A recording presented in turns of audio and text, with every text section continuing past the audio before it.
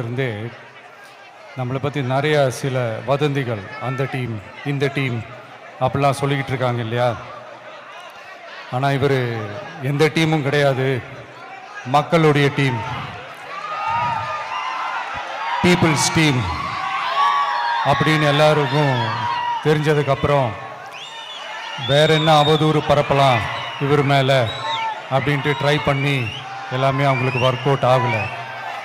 So கடைசியில் என்ன தான் இந்த விஜயை பண்ணலாம் அப்படின்னு நினைக்கும் போது தான் இந்த கூட்டணி அந்த கூட்டணிலாம் சேர போகிறாரு அப்படின்ட்டு ஒரு பொய்யான ஒரு பிரச்சாரத்தை பண்ணிக்கிட்டு இருந்தாங்க. இந்த நியூஸ் எல்லாம் கேட்டு நீங்கள் கொஞ்சம் கன்ஃபியூஸ் ஆகிருப்பீங்க. அதனால் இங்கே மறுபடியும் ஓப்பனாக தெளிவாக ஒரு விஷயத்தை நான் சொல்கிறேன்.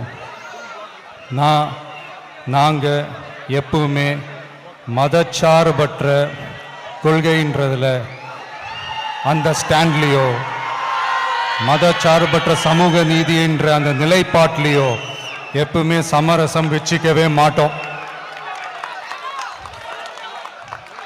நம்மளுடைய தலைமையில தான் ஆட்சி அப்படின்றதுல எப்பவுமே உறுதியாக இருக்கிறோம். நம்மளுடைய முதல் மாநாட்டில் கூட நான் சொன்ன மாதிரி அரசியலில் யாருக்காகவும் எதுக்காகவும் எந்த விதமான ஒரு சமரசமும் நாம் வச்சுக்க போகிறதே இல்லை, அந்த பேச்சுவார்த்தையே கிடையாது.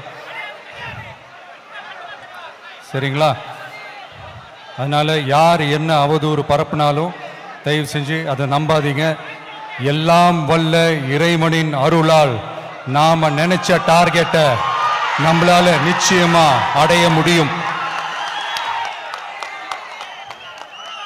இன்னைக்கு என்னுடைய இஸ்லாமிய சகோதர சகோதரிகளுக்கு என்னுடைய ரமலான் நல்வாழ்த்துக்கள். கான்ஃபிடென்ட்டா இருங்க, நல்லதே நடக்கும், வெற்றி நிச்சயம்.